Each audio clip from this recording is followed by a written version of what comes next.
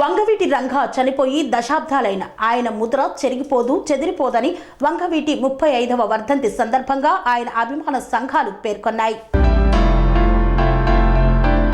దశాబ్దాలుగా ఈ రాష్ట్రంలో ఫీడల్ శక్తులు రాజ్యాన్ని వేలుతున్నటువంటి నేపథ్యంలో ప్రజాస్వామ్యం ముసుగులో ఇటువంటి పేదల ప్రతినిధి గనుక ఎదిగినట్లయితే తమ పెత్తందారి పోకడలకి అడ్డం వస్తాడని, మా మాటలు సాగవనేటువంటి ఒక కుట్రతో కుయుక్తితో ఆయన్ని నిరాహార దీక్షలో ఉండగా యావత్ దేశంలోనే నిరాహార దీక్షలో ఉన్నటువంటి వ్యక్తిని అత్యంత పాశవికంగా నరికి చంపినటువంటి అతి భయంకరమైన ఘటన ఈ విజయవాడ గడ్డపై తప్ప ఈ దేశ చరిత్రలో ఎక్కడా జరగలేదన్నారు వంగవీటి అభిమానులు.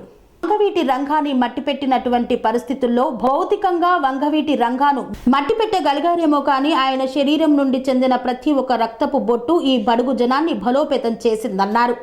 ఈ రాష్ట్రంలో అనేక మంది అణగారిన వర్గాల నుండి ఇవాళ ప్రజాప్రతినిధులుగా తయారయ్యారు.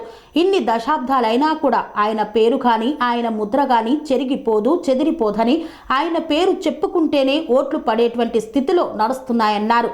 ఆయన లక్ష్యాన్ని సాధించాలి అన్నట్లయితే తిరిగి అలాంటి శక్తుల యొక్క కుయుక్తులను ఆయన పేరు చెప్పుకుంటూ ప్రజలను మోసం చేస్తున్నటువంటి వారిని రంగా అభిమానులు తీవ్రంగా ఖండిస్తున్నామని తెలిపారు.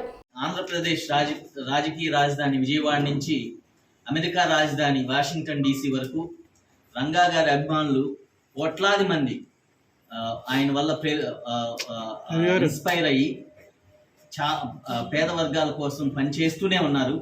రంగా గారు భౌతికంగా మన నుంచి 35 సంవత్సరాల క్రితం పైశాచిక శక్తులు దూరం చేసినా కానీ ఆయన స్పిరిట్, ఆయన పోరాట పటిమ ఇంకా మనందరిలో అలానే నిలిచి ఉంది. మనందరం కూడా రంగా గారి ఆశయ సిద్ధి కోసం ఇంకా బలోపేతమై ఇంకా ఎక్కువ ఆయన ఆశయ సిద్ధికి మనం పోరాటం చేయాల్సిన అవసరం ఇంకా ఉంది. ఈరోజు మీరు చూస్తే ఆంధ్రప్రదేశ్ మొత్తం 2 తెలుగు రాష్ట్రాల్లో కూడా మహాత్మా గాంధీ విగ్రహాల తర్వాత అత్యధిక విగ్రహాలు వంగవీటి మోహన్ రంగా గారివే. ఇవన్నీ వాలంటీర్గా ప్రజలు పెట్టుకున్నవే, ఏదో ఒక నాయకుడో ఎవరో స్పాన్సర్ చేసి పెట్టినవి కాదు. పేద బలహీన బడుగు వర్గాలు వాళ్ళంతా వాళ్ళ సొంత జేబులో ఖర్చులతో ఈ విగ్రహాలు నెలకొల్పుకుంటారు. ఇది అందరికీ తెలిసిన విషయమే. ఇక మా విషయానికి వస్తే నేను పర్టికులర్గా December 25th 35 years back December 25th Ranga గారిని నిరాహార దీక్ష శిబిరంలో మధ్యాహ్నం 2 గంటల నుంచి 5 గంటల మధ్య ఆయన్ని కలిసి వ్యక్తిగతంగా ఆయనతో కాసేపు కూర్చునే అవకాశం నాకు దొరికింది. నేను విద్యార్థిగా ఉన్నాను ఆ రోజుల్లో.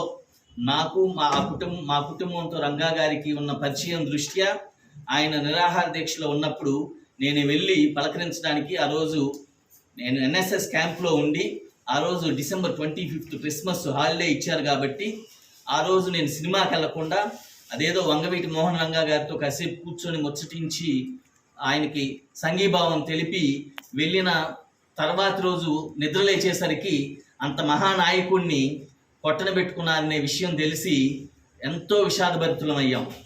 అంతటి మహానాయకుడిని కొద్దిసార్లు అయినా కలిసి ఆయన ఆలోచనల ప్రభావితం అయిన లక్షలాది మందిలో నేను ఒకడిని.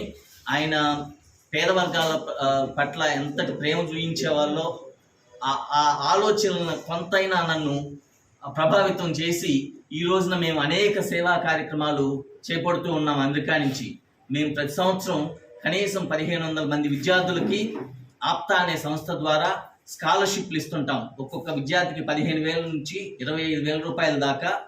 దాదాపు గత 10 సంవత్సరాల్లో మేము 10 కోట్ల రూపాయలకు పైగా స్కాలర్షిప్లు విద్యార్థులకి అందజేశాం. ఇదంతా వంగవీటి మోహన్ రంగా గారి స్ఫూర్తే. అదేవిధంగా ప్రతి సంవత్సరం డిసెంబర్ 25th 26th మేము అమెరికాలో వివిధ రాష్ట్రాల్లో రంగా గారి వర్ధంతి సభలు కూడా జరుపుకుంటూ ఉంటాం. రంగా గారి ఆశయ సిద్ధి, ఆయన పోరాటి పటిమ మాకెప్పటికీ స్ఫూర్తిదాయకమే. ఇందాక విజయబాబు గారు చెప్పినట్టు personal story, heart touching stories నాకు కూడా ఎన్నో ఉన్నాయి. ఘర్షణ జరిగి ఊరంతా వెళ్ళిపోయి మా ఊర్లో పేద వర్గాల వారి ఇల్లు తగలబెట్టినప్పుడు రంగా గారు వెంటనే నెక్స్ట్ డేకి లారీల్లో బొంగులు తాటాకులు వేసుకొచ్చి అందరికీ ఎవరెవరి ఇల్లు అయితే తగలబెట్టారో ఆ రోజు సాయంత్రానికల్లా అందరి ఇల్లు పునర్నిర్మాణం చేసిన మహానాయకుడు. ఆయన సమస్యను చూడ్డు, ఆయన సొల్యూషన్ని చూస్తాడు. అంతటి గొప్ప నాయకుడు వంగవీటి మోహన్ రంగా గారు. ఆయన స్ఫూర్తి మాకెప్పటికీ, ఆయన ఆలోచనలు, ఆయన ఆశయ సిద్ధి మాకెప్పటికీ స్ఫూర్తిదాయకం. ఈరోజు విజయబాబు గారు, రామారావు గారు, వసంత నాగేశ్వరరావు గారు, మొత్తం తెలుగుదేశం నాయకులంతా అక్కడ క్యాంపింగ్ చేశారు. పేపర్లు చదివే ఉంటారు, లేకపోతే తెలుసుకో ఉండొచ్చు, తెలియకపోవచ్చు. విజయవాడ నుంచి రౌడీలను తీసుకొచ్చారు అని చెప్పి రామారావు గారు స్టేట్మెంట్ ఇచ్చారు. నేను రౌడీనా అని చెప్పి ఈయన మళ్ళీ మిత్రులారా, ఈరోజు స్వర్గీయ వంగవీటి రంగా గారి 35వ వర్ధంతి. అంటే సరిగ్గా 35 సంవత్సరాల క్రితం ఈ విజయవాడ నగరం నుంచి ఏ బడుగు జనాల కోసం అయితే, ఏ పేద జనాల కోసం అయితే, ఏ పేద జనాల మీద పెత్తందారులు చేస్తున్నటువంటి పెత్తనాలకి వ్యతిరేకంగా ఆయన పోరాటం చేశారో అటువంటి వ్యక్తి ఇక్కడ దశాబ్దాలుగా ఈ రాష్ట్రంలో ఫ్యూడల్ శక్తులు రాజ్యాన్ని ఏలుతున్నటువంటి నేపథ్యంలో, ప్రజాస్వామ్య ముసుగులో ఇటువంటి పేదల ప్రతినిధి గనక ఎదిగినట్లయితే తమ పెత్తందారి పోకడలకి అడ్డం వస్తాడు, ఇక తమ ఆటలు సాగవనేటువంటి ఒక కుట్రతో, కుయుక్తితో ఆయన్ని నిరాహార దీక్షలో ఉండగా యావత్తు దేశంలోనే నిరాహార దీక్షలో ఉన్నటువంటి వ్యక్తిని అత్యంత పాశవికంగా నరికి చంపినటువంటి అతి భయంకరమైనటువంటి ఘటన ఈ విజయవాడ గడ్డలో తప్ప ఈ దేశ చరిత్రలో ఎక్కడా జరగలేదు. ఆ విధంగా ఆయన్ని మట్టు పెట్టినటువంటి పరిస్థితుల్లో భౌతికంగా వంగవీటి రంగా గారిని మట్టు పెట్టగలిగారేమో, కానీ ఆయన శరీరం నుంచి చెందిన ప్రతి రక్తపు బొట్టు కూడా ఈ బడుగు జనాల్ని బలోపేతం చేశాయి. ఈ బడుగు జనాల నరాల రుధిరాన్ని పొంగించి నరాల్లో కూడా ఒక స్వరాన్ని పెంచేటువంటి విధంగా ఆయన బలిదానం అనేటువంటిది పనికొచ్చింది. కాబట్టే ఈ రాష్ట్రంలో అనేక మంది అణగారిన వర్గాల నుంచి ఇవాళ ప్రజాప్రతినిధులుగా తయారయ్యారు. ఇన్ని దశాబ్దాలైనా కూడా ఆయన పేరు కానీ, ఆయన ముద్ర కానీ చెదిరిపోదు. ఆయన పేరు చెప్పుకుంటేనే ఓట్లు పడేటువంటి స్థితిలో ఇవాళ రాజకీయాలు నడుస్తున్నాయి. కాకపోతే ఇదేంటంటే, ఏ పాశవిక శక్తుల యొక్క కుట్రలకి వంగవీటి రంగా బలైపోయాడో, ఆయన లక్ష్యాల్ని సాధించాలి అన్నట్లయితే తిరిగి అలాంటి శక్తుల యొక్క కుయుక్తులకి ఆయన పేరు చెప్పుకుంటూ, ఆయన పేరు నమ్ముకునేటువంటి కొన్ని కుట్రలు జరుగుతున్నాయి. ఈ కుట్రల్ని రంగా గారి అభిమానులు, సిసలైనటువంటి అభిమానులు అందరూ కూడా తీవ్రంగా దీన్ని ఖండించాలి, తిరుగుబాటు చేయాలి. ఆయన లక్ష్య సాధన కోసం తిరిగి మళ్ళీ అందరూ కూడా ఏకం కావాల్సినటువంటి అవసరం ఉందని తెలియజేస్తూ, వారి దివ్య స్మృతికి నివాళులు అర్పిస్తూ, వంగవీటి రంగా గారు ఉన్నప్పుడు విద్యార్థి యువజన ఉద్యమాలకి ఆయన తరఫున ఇక్కడ అనేకమైనటువంటి పోరాటాలు సాగించినటువంటి వ్యక్తిగా ఈరోజు విజయవాడ నగరంలో సిటీ బస్సులు తిరుగుతున్నాయి. పక్కన ఉన్నటువంటి గుంటూరులో ఈ రోజుకి కూడా సిటీ బస్సులు జాతీయం కాలేదు. కానీ మేము ఆ రోజు సిటీ బస్సుల జాతీయకరణ కానీ, ఇవాళ విద్యార్థినులు చదువుకుంటున్నటువంటి ఫీజుల యొక్క ఉచిత చదువులు కానీ, ఇలాంటి అనేక ఉద్యమాలకి రంగా గారి ఆధ్వర్యంలో నాయకత్వం వహించామని తెలియజేయడానికి గర్విస్తూ, ఆయనకి సిసలైనటువంటి నివాళంటే అణగారిన శక్తుల యొక్క విజయం, అణగారిన శక్తుల కోసం మనం పనిచేయటమే అని తెలియజేస్తూ సెలవు తీసుకున్నారు. జై హింద్. వంగవీటి మోహన రంగా 35వ వర్ధంతి సందర్భంగా ముఖ్య అతిథిగా విచ్చేసిన సోదరుడు కాపు చైర్మన్ అడపా శేషు గారికి, ఆంధ్రప్రదేశ్ అధికార భాషా సంఘం చైర్మన్ అయినటువంటి సోదరుడు విజయబాబు గారికి, అమెరికా నుంచి హుటాహుటిన మళ్ళీ విజయవాడలో ఒకసారి రంగా గురించి చెప్పాలని చెప్పి వచ్చిన మా సోదరునికి శౌరి ప్రసాద్ గారికి, ఇక్కడికి విచ్చేసిన పాత్రికేయులకి అందరికీ నా నమస్కారాలు. ముఖ్యంగా చెప్పవలసినన్ని మా వాళ్ళు చెప్పారు. నేను చెప్పాల్సిన రెండు విషయాలు. ఎందుకంటే ఆంధ్రప్రదేశ్ చరిత్రలోనే కాదు, భారతదేశ చరిత్రలో ఒక మనిషి చనిపోతే ఎంతోమంది చనిపోయారు. ప్రధానమంత్రులు చనిపోయారు, ముఖ్యమంత్రులు చనిపోయారు. కానీ విజయవాడలో వంగవీటి మోహన రంగా చనిపోతే BBC 30 రోజులు చెప్పిందంటే అది విజయవాడకే గర్వకారణం. BBC విజయవాడలో వంగవీటి మోహన రంగా గురించి చెప్పింది, భారతదేశంలో ఏ నాయకుడికి కూడా చెప్పలేదు. దట్ ఈస్ ద స్వర్గీయ వంగవీటి మోహన రంగా.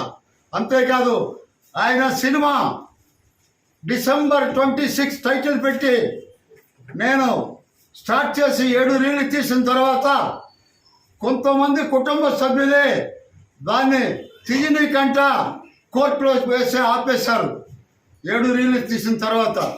అయినా నేనేం బాధపడలే.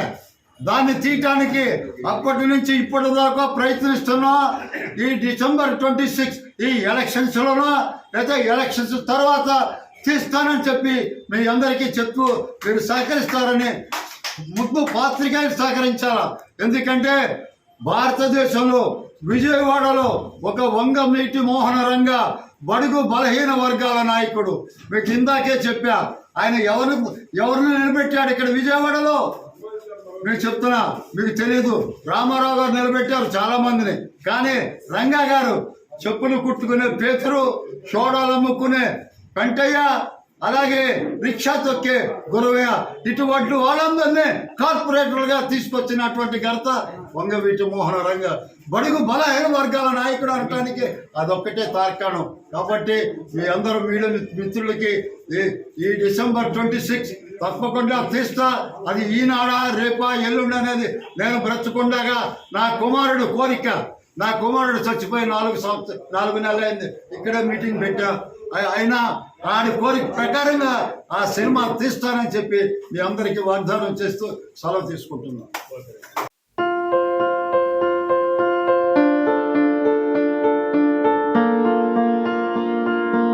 ప్రతి ఒక్కరికి అందుబాటు ధరలో అత్యాధునిక హంగులతో సర్వాంగ సుందరంగా ఆర్ఆర్ గార్డెన్ ఫంక్షన్ హాల్. మీ ఇంట జరిగే వివాహాలకు, పుట్టినరోజు వేడుకలకు, రాజకీయ పార్టీ కార్యక్రమాలకు, కార్పొరేట్ కాన్ఫరెన్సులకు, విందు వినోదాలకు అద్భుతమైన ప్రదేశం ఆర్ఆర్ గార్డెన్ ఫంక్షన్ హాల్. ఆహ్లాదకరమైన వాతావరణంలో విశాలమైన వివాహ వేదిక, సువిశాల పార్కింగ్ సౌకర్యంతో అందుబాటు ధరలో ఆర్ఆర్ గార్డెన్ ఫంక్షన్ హాల్. మీ ఇంట జరిగే ఏ శుభ కార్యానికైనా అతి తక్కువ ఖర్చుతో గ్రాండ్ గా సెలబ్రేట్ చేసుకునేందుకు అనువైన ప్రదేశం ఆర్ఆర్ గార్డెన్ ఫంక్షన్ హాల్. మా address Aleru to Kolanupaka road, Yadadri Bhuvanagiri జిల్లా. బుకింగ్ కొరకు సంప్రదించాల్సిన ఫోన్ నెంబర్ 8555993450 మరియు 8125847432.